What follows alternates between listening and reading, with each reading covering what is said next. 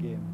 But equally, I think that the experience of Paul Hegarty, and if you look back over the record books, you'll find that Paul Hegarty and David Neary, with Hamish McAlpine, have been the backbone in most of the best results in Europe.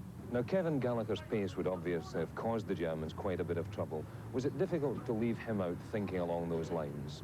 It was very difficult because I think that if they do push down, that Kevin Gallagher could have been far more benefit to Dundee United than probably Ian Ferguson, who takes the ball into his feet, because really, if they push down, we've got to get through them, and the time that it's easier to get through them is obviously they do push down.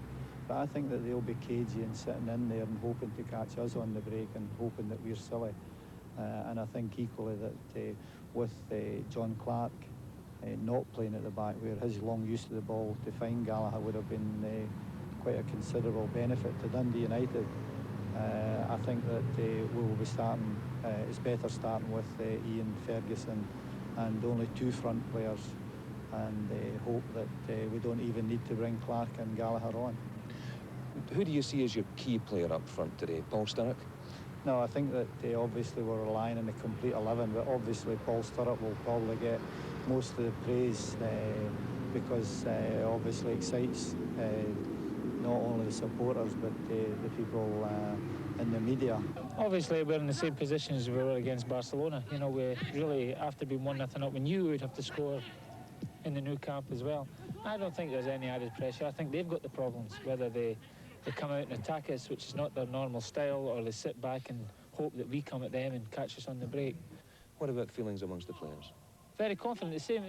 I've been surprised in the last couple of games. You know, even in Barcelona, everybody was bubbling, and it went well there, and it looks to be going the same way here. The Germans put the finishing touches to their preparations well away from the Bockelberg Stadium and possible Dundee United spies. A 2-hour session at a training ground on the outskirts of the town saw star striker Uwe Rahn, who missed the first leg through injury, prove his fitness. That has given the Borussia team quite a boost, according to fellow striker Ewald Lienen. I think so. We had against Leverkusen last week, we scored the first 2 goals for weeks without Overan, and the weeks before he was one of the most important players to score goals, and of course we hope that with him it's well, we are better in scoring goals. Günther Thiele and Jörg Kriens, if they play forwards, they are both players very strong with the head, but not so strong in dribblings and coming from the left or right wing. And Uwe Rahn is a player who comes from both wings and is strong with the head. Throughout the day, United fans have been arriving in Mönchengladbach, some after all-night coach journeys from Dundee.